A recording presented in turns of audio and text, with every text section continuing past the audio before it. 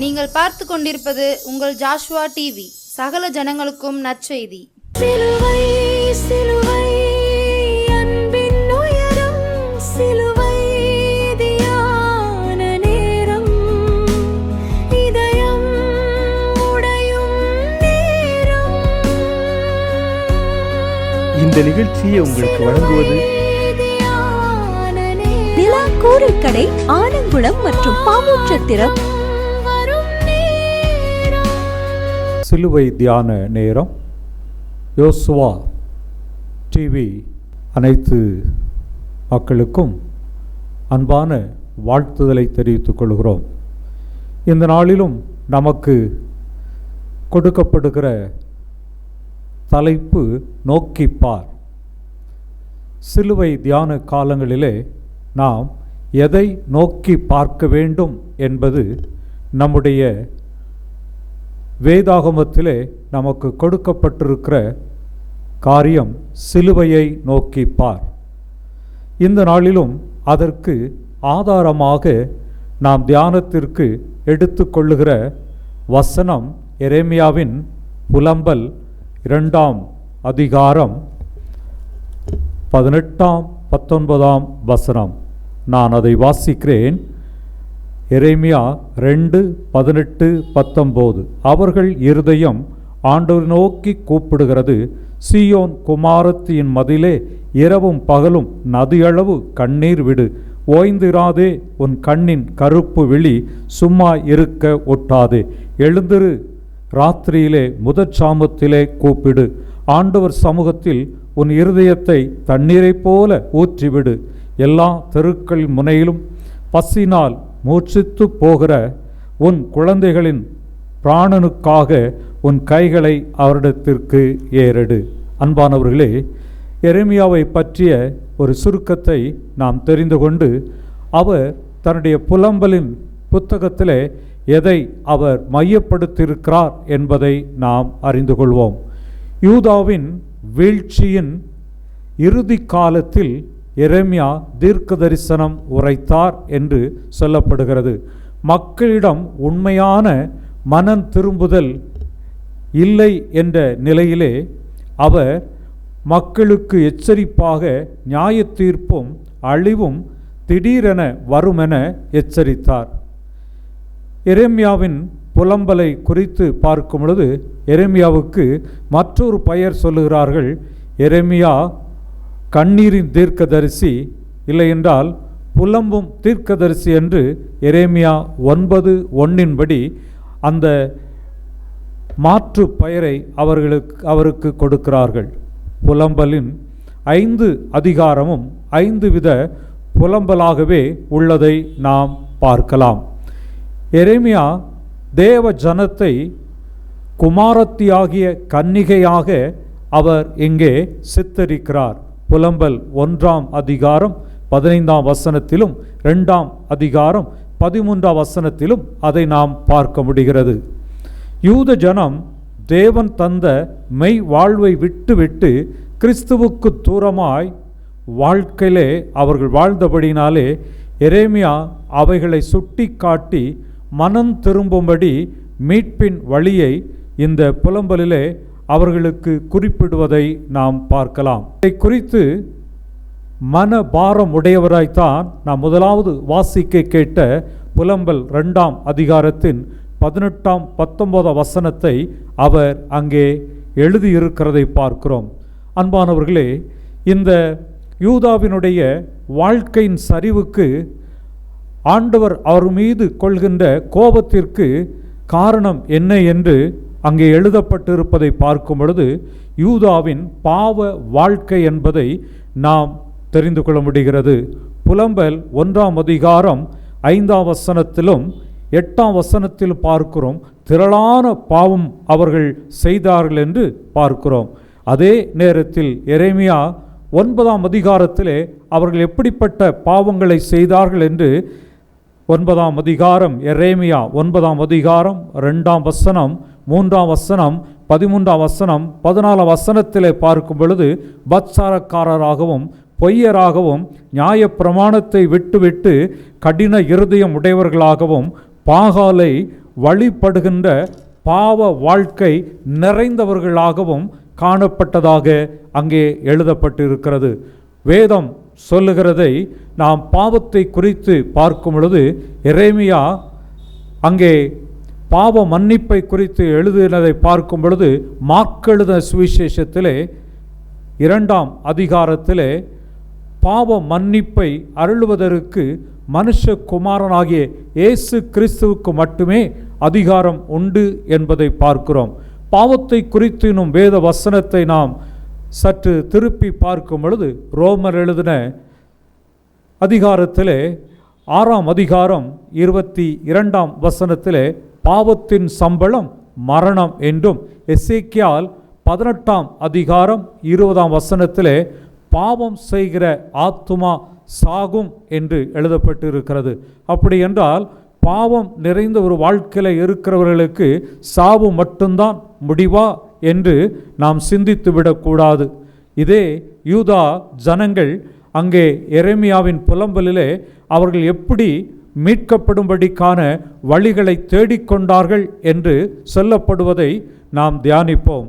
புலம்பலின் புஸ்தகத்திலே 5ஆம் அதிகாரத்திலே 1ஆம் வசனம், 16ஆம் வசனம், 21ஆம் வசனம் இப்படி சொல்கிறது: எங்கள் நிந்தையை நோக்கி பாரும், நாங்கள் பாவம் செய்தோம், எங்கள் தலையில் இருந்த கிரீடம், அதாவது ரட்சிப்பின் கிரீடம் விழுந்தது. கர்த்தாவே, உம்மிடத்தில் திரும்பி கொள்ளும், எங்கள் நாட்களை புதியவைகளாக்கும் என்று அவர்கள் தங்களுடைய தவறுகளை உணர்ந்து தேவனுக்கு முன்பதாய் பிரியமற்றவைகளை செய்தவைகளை அவர்கள் எண்ணி அங்கே ஒரு பாவ அறிக்கையை செய்கின்றார்கள்.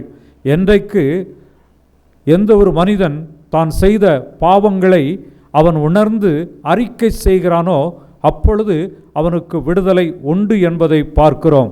ஏனென்றால் நீதிமொழிகள் 28:13 சொல்லுகிறது: பாவத்தை மறைக்கிறவன் வாழ்வடைய மாட்டான், அவைகளை விட்டு விடுகிறவனோ இரக்கம் பெறுவான் என்று சொல்கிறதை பார்க்கிறோம். 1 யோவான் 2ஆம் அதிகாரம் 2ஆம் வசனம் இப்படி சொல்லுகிறது: பாவத்தை நிவிர்த்தி செய்க கிருபாகர பலி ஆண்டவராகிய இயேசு கிறிஸ்து மட்டுமே. நம்முடைய பாவங்களை மாத்திரமல்ல, சர்வ லோகத்தின் பாவங்களையும் அவர் நிவர்த்தி செய்கிறவராக இருக்கிறார் என்று பார்க்கிறோம். பிரியமானவர்களே, அழகாக புலம்பலிலே அங்கே சொல்லப்பட்டிருக்கிற வசனத்திலே தெளிவாக நாம் பார்க்கலாம். புலம்பல் 3ஆம் அதிகாரம் 40ஆம் வசனம், 41ஆம் வசனம் இப்படியாக சொல்கிறது: நாம் நம்முடைய வழிகளை சோதித்து ஆராய்ந்து கர்த்தரிடத்தில் திரும்ப கடவோம். நாம் நம்முடைய கைகளோடு கூட நம்முடைய இருதயத்தையும் பரலோகத்தில் இருக்கிற தேவனிடத்திற்கு ஏறெடுப்போம் என்று அங்கு சொல்வதை பார்க்கிறோம். இதைத்தான் யூத ஜனங்கள் அன்றைக்கு அவர்கள் பலவிதமான பாவங்களில் இருந்து விடுதலை பெறும்படிக்காக பாவ அறிக்கையை அவர்கள் ஏறெடுத்து தங்களுடைய வாழ்க்கையிலே அவர்கள் மன்னிப்பை பெற்றுக்கொள்ளும்படிக்கான வாழ்க்கையிலே அவர்கள் திரும்பி வாழ்ந்தார்கள் என்று பார்க்கிறோம். அன்பானவர்களே, இன்றைய கால சூழ்நிலையிலும் நம்முடைய வாழ்க்கையிலே இந்த வேத வசனம் எதை போதிக்கிறது என்பதை பார்க்கும் பொழுது சங்கீதக்காரன் சங்கீதத்தின் புஸ்தகத்திலே 138ஆம் சங்கீதத்திலே 23ஆம் 24ஆம் வசனத்திலே அவர் இப்படியாக எழுதுகிறதை பார்க்கிறோம்: தேவனே, என்னை ஆராய்ந்து அறிந்து வேதனை உண்டாக்குகின்ற வழிகள் உண்டோ என்று பார்த்து என்னை நித்திய வழியிலே நடத்தும் என்று தன்னுடைய வாழ்க்கையை அவர் அனுதினமும் ஆராய்ந்து அறிகிறவராக இருந்தார் என்று பார்க்கிறோம். இந்த வார்த்தையை கேட்டுக்கொண்டிருக்கிற அன்பானவர்களே, நம்முடைய வாழ்க்கை சற்று நாம் திரும்பி ஆராய்ந்து அறிந்து கொள்வோம். கர்த்தர் என்னிடத்திலே வேதனை உண்டாக்குகின்ற வழிகள் உண்டு என்பதை அவர் அறிந்திருக்கிறாரா, இல்லை என்னிடத்திலே பரிசுத்தமான வாழ்க்கைக்கான வாழ்க்கையின் தொடர்பு இருக்கிறதா என்பதை சிந்தித்து நம்மை ஆண்டவரிடத்திலே ஒப்பு கொடுப்போம். கர்த்தர் நம்முடைய குறைகளிலிருந்து அவர் மன்னித்து நிறைவானதை நமக்கு கட்டளையிடுவார்.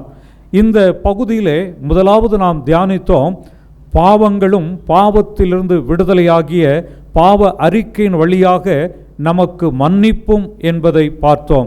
இன்னும் ஒரு காரியம் இதில் ஆழமாக நமக்கு கொடுக்கப்பட்டிருக்கிறது. இந்த யூத ஜனங்களுடைய வாழ்க்கையிலே அவர்கள் தேவனுக்கு பிரியமில்லாமல் தூரமான ஒரு வாழ்க்கையை வாழ்ந்த நிலையிலே ஆண்டவர் அவர்களுக்கு அங்கே கொடுத்த தண்டனை என்ன என்பதை இந்த புலம்பலின் புஸ்தகத்திலே நாம் பார்க்க முடிகிறது. பொதுவாக ஆண்டவர் நாம் செய்கின்ற தவறான கிரியைகளின் நிமித்தமாக அவர் நம்ம மீது கோபம் கொள்கிறதை பார்க்கிறோம். அதோடு அவர் அருவருக்கின்ற அந்த வழிபாடுகளிலிருந்து நம்மை நாம் விலக்கிக் கொள்ளாவிட்டால் அவர் அதை நிமித்தமாய் நம் மீது எரிச்சல் உடையவராக இருக்கிறதாக வேதத்திலே நாம் அறிந்து கொள்ளலாம். குறிப்பாக இங்கே இந்த பாவத்தின் தண்டனை என்ன என்று நாம் பார்க்கும் பொழுது அங்கே யூத ஜனங்களுக்குள்ளாக காணப்பட்டதை நாம் புலம்பலின் புஸ்தகத்திலே 2ஆம் அதிகாரம் 6ஆம் வசனத்திலே நாம் பார்க்கும் பொழுது அங்கே சொல்லப்பட்டிருக்கிற ஒரு காரியம், முதல் பகுதியிலே தோட்டத்தின் வேலியை போல இருந்த தம்முடைய வேலியை பலவந்தமாய் பிடுங்கி போட்டார். ஆம் பிரியமானவர்களே, அவர் அங்கே அவர்களுக்காக வைத்திருந்த மிகப்பெரிய ஒரு பாதுகாப்பை அவர் அந்த யூத ஜனங்களிலிருந்து எடுத்து போட்டார் என்று பார்க்கிறோம். அதே 3ஆம் அதிகாரம் புலம்பல் 3ஆம் அதிகாரத்திலே நாம் 2ஆம் வசனத்திலே பார்க்கும் பொழுது, வெளிச்சத்தினால் அல்ல இருளிலே அழைத்து நடத்தி வந்தார். இருள் போன்ற வாழ்க்கை அவருடைய வாழ்க்கையிலே அனுதினமும் காணப்பட்டது என்பதை பார்க்கிறோம். அதே 3ஆம் அதிகாரத்திலே 8ஆம் வசனத்திலும் பின்பதாக 41ஆம் வசனத்திலும் நாம் பார்க்கும் பொழுது அங்கே என் ஜபத்திற்கு அவர் தடைகளை உண்டு பண்ணினார் என்று பார்க்கிறோம். அவர்கள் ஜெபிக்கிற ஜபம் தேவனிடத்தில் அது கேட்கப்படவில்லை என்பதை அங்கே சுட்டி காட்டுவதை பார்க்கிறோம். அதே நேரத்திலே புலம்பல் 5ஆம் அதிகாரத்திலே 4ஆம் வசனம் 10ஆம் வசனத்தை பார்க்கும் பொழுது, தண்ணீரை விலைக்கு வாங்கி குடித்தோம் என்றும், அடுத்தபடியாக பஞ்சத்தால் எங்களுடைய தோல் சுருங்கி போயிற்று என்று அங்கே குறிப்பிடப்படுகிறது.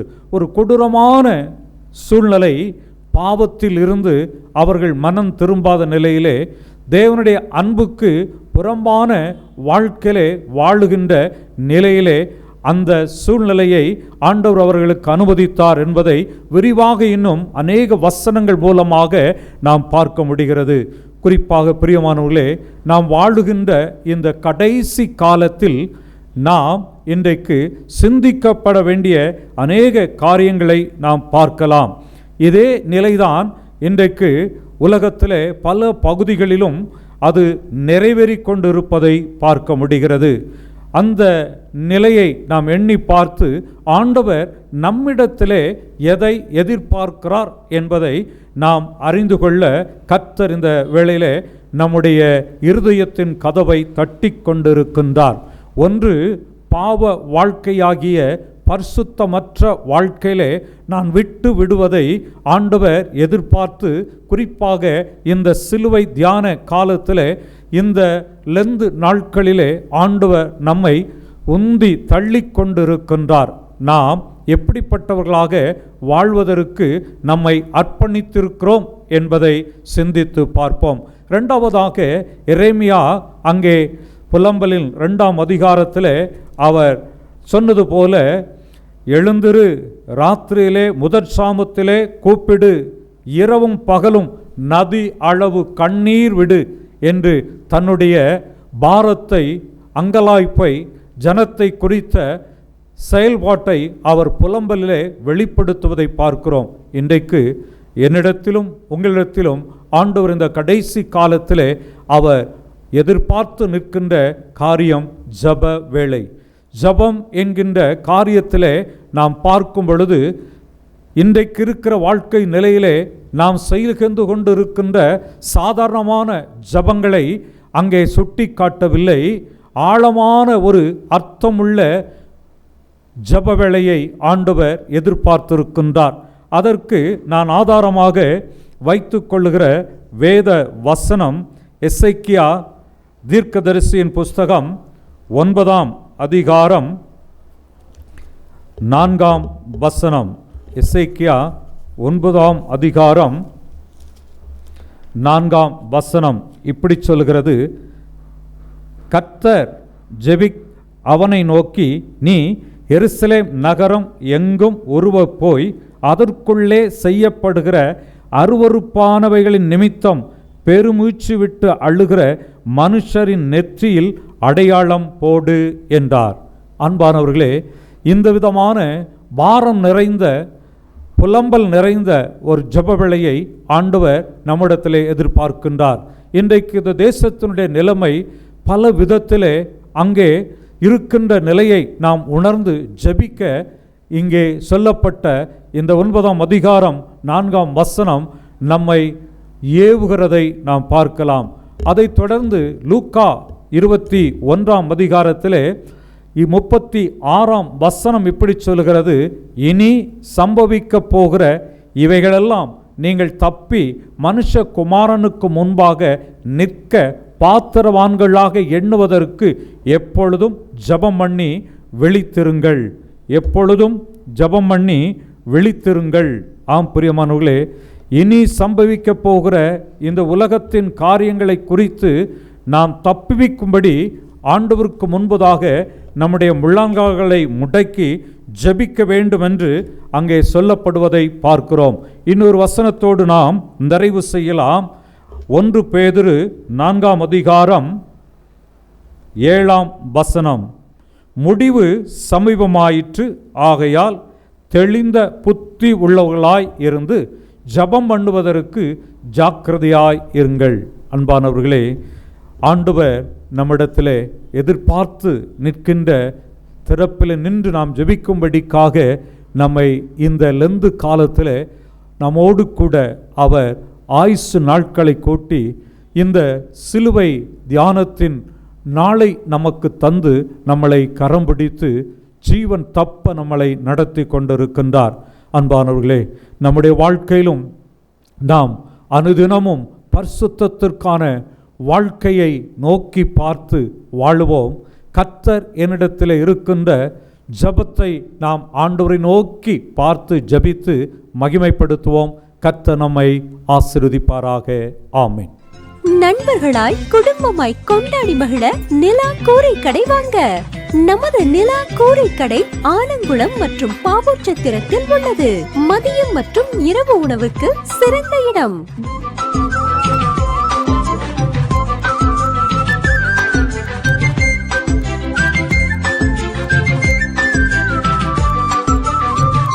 அருகில் பழைய சந்தை, பாவூர்சத்திரம் மற்றும் ஆலங்குளம் இந்தியன் வங்கி கீழ்ப்புறம். சீரக சம்பா மட்டன் மற்றும் சிக்கன் பக்கெட் பிரியாணி கிடைக்கும். உங்கள் இல்ல சுப நிகழ்ச்சிகளுக்கு ஆர்டரின் பெயரில் சிறந்த முறையில் உணவுகள் செய்து கொடுக்கிறோம். நிலா கூரை கடை ஆலங்குளம் மற்றும் பாவூர்சத்திரம்.